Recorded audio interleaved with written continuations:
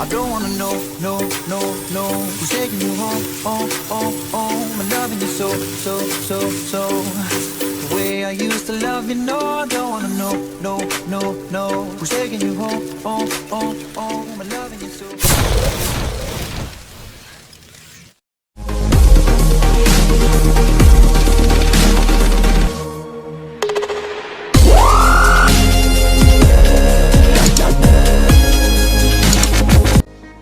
Feeling stressed, feeling alone, depressed, afraid to be with others, hiding your feelings, no one to talk to, need approval and commendation to your social media accounts. These things relate to our mental health. What is mental health? Mental health is an integral and essential component of health. According to the World Health Organization, or the WHO, health is a state of complete physical, mental, and social well-being, and not merely the absence of disease or infirmity. An important implication of this definition is that mental health is more than just the absence of mental disorders or disabilities. Mental health is a state of well-being in which an individual realizes his or her own abilities. It is about coping with the normal stresses of life. It also means working productively to contribute something for the community. Mental health is fundamental to our collective and individual ability as humans to think, emote, interact with each other, earn a living, and enjoy life. Multiple social, psychological, and biological factors determine the level of mental health of a person at any point of time. For example, violence and persistent socio-economic pressures are recognized risks to mental health. The clearest evidence is associated with sexual violence and our recent exposure to this life-threatening pandemic. To maintain sanity is needed now more than ever. We are now at an age where the future seems bleak and dreary. The fear of the known slowly clouds our mind, and the fear of uncertainty now obscures our vision. With all of these nihilism, education remains one of the most important tools to spark hope and to continue living. The National Health Association cites 10 characteristics of people who are mentally healthy. 10 characteristics of mental health. Number 1. They feel good about themselves. People with a healthy mind are very confident. They always think that everything that happens in their life are according to their plan. Number 2. They do not become overwhelmed by emotions, such as fear, anger, love, jealousy, guilt, or anxiety. Number 3. They have lasting and satisfying personal relationships. Number 4. They feel comfortable with other people. Because of their deep understanding about things, people with a healthy mind also have a healthy and happy relationship with others. Number 5. They can laugh at themselves and with others. Number 6. They have respect for themselves and for others even if there are differences. Respect is very important. Thus, understanding others and respecting them is also a good characteristic of a healthy mind. Number 7. They are able to accept life's disappointment. Number 8. They can meet life's demands and handle their problems when they arise.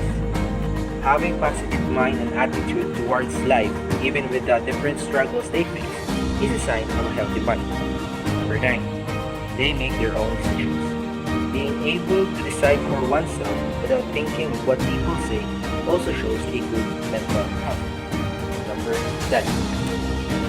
They shape their environment whenever possible and adjust to it when necessary. Being able to adapt to the changes in the environment and accept them without any problem is an indication that you have a healthy mind. These are different indicators that a person has a healthy mind, but not everyone has these characteristics, nor the ability to adapt to the changes in their environment. But it doesn't mean that you are weak. Remember, it's okay to ask for help. Signs and symptoms of mental illness. Knowing the signs may help you, your friends and family, or work colleagues break through the stigma surrounds of mental health and start a discussion. Anxiety. We all experience levels of stress and anxiety, whether at work, pressures, or family-related. Someone suffering from depression can feel sad, anxious, guilty, angry, helpless, and hopeless. They may also have low self-esteem and a tendency to believe that others only see them in a negative light. Bipolar disorder. Bipolar disorder is a severe mood disorder and causes unusual fluctuations in a person's mood. People with this condition can find it hard to maintain relationships and jobs due to the extreme moods. People with bipolar disorder can be full of energy and take very quickly, easily distracted, lacking in energy, or feel sad, pessimistic, and hopeless. Schizophrenia. Schizophrenia is a widely misunderstood and feared mental illness. People who suffer from schizophrenia do not have two personalities, but are rather split from reality and may have delusions about themselves or others. For instance, they may have stopped paying attention to a never unheard voice, or even have a conversation with someone isn't present.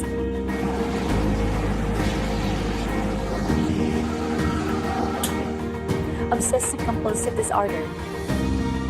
Obsessive-compulsive disorder, or the OCD, can be a very disturbing condition. Feelings of anxiety are combined with obsessive and unwelcome thoughts, leading them to wash hands frequently. A common obsession is about dirt and germs contaminated that lead to compulsive behavior. Compulsions are repeated activities, such as constantly checking that a door is locked. Other common signs of obsessions are repeating actions and becoming anxious and unable to do so, fixating on a number, washing and cleaning ritually. How to look after your mental health. Here are 10 practical ways to look after your mental health. Anyone can follow this advice, so why not start today? The first thing that we were talking about is to talk about your feelings. Talking about your feelings can help you stay in good mental health and deal with times you may feel troubles. You need to keep active. Regular exercise can boost your self-esteem and help you concentrate, sleep, and feel better. Next is you need to eat well. Your brain needs a mix of nutrients in order to stay healthy and function well, just like the other organs in your body. The fourth one is to drink sensibly. We often drink alcohol to change our mood. Some people drink to deal with fear or loneliness, but the effect is only temporary. When the drink wears off, you feel worse because of the way the alcohol has affected your brain and the rest of your body. Number 5 item you need to keep in touch. There's nothing better than catching up with someone face to face. But it's not always possible. You can also give them a call, drop them a note, or even chat them online. Instead, keep the lines of communication open. The sixth one is you need to ask for help. None of us are superhuman. We'll sometimes get tired or overwhelmed by how we feel or when things don't go to plan. Your family or friends may be able to offer practical help or a listening ear. Next is you need to take a break.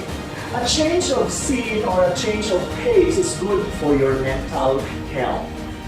It could be a 5-minute pause from cleaning your kitchen, a half an hour break at work, or a weekend exploring somewhere new. Next is to do something you are good at.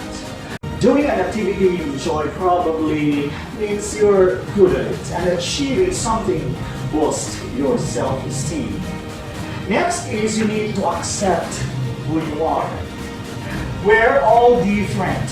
Healthier to accept that you are unique than to wish you were more like someone else.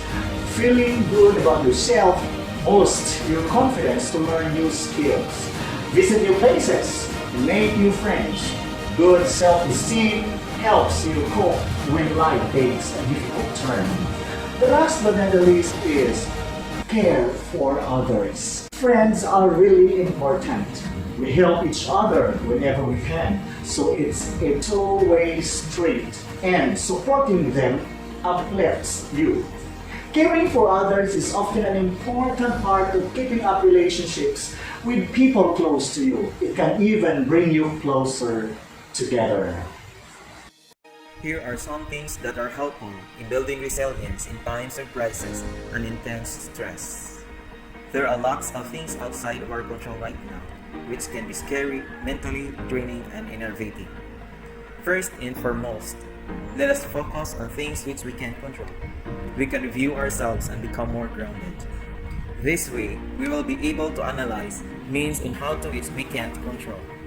One of the most important actions within your control is to follow CDC guidelines to reduce the chance of being exposed or prospect of passing the virus to others. Use social support. Check with your friends and family. It's important to be there for others too. Video chat and phone calls are greatly encouraged so you will stay connected with your loved ones. Prioritize self-care. Stay in regular schedule. Exercise. Eat a healthy diet. Keep a sleep routine and take time to meditate. Above all, invoke God's presence. It is the all-effective cure for your anxiety, the panacea of your declining self-esteem. Be gentle with yourself. During times like this, you will have good days and bad days. Your emotions are most likely on a fluctuating level. You will feel alone and self-doubt will gradually renew your remaining courage. However, the key to eradicate these feelings of negativity is you. No one else you can prepare to look at the window with breathtaking view. Meaning, look at the brighter side of life. Try not to compare your life to what you see in your friends and social media. There's always more going on behind screens. Helping others can bring joy and satisfaction. Do what you can to help others, clean the air, or make someone smile. Be kind to the people around you and share your positivity. If each day feels like an uphill battle, it may help if you seek out professional support. During this time of pandemic, where social distancing is a must, you may consult mental health providers. Remember, there are people who love you and need you. Your existence has a purpose. Live that purpose by helping yourself stay in shape, of sound mind and sound body. Don't lose hope. Never give up. Forgive yourself. Reach your goals. Trust in God. Always remember, you are not alone.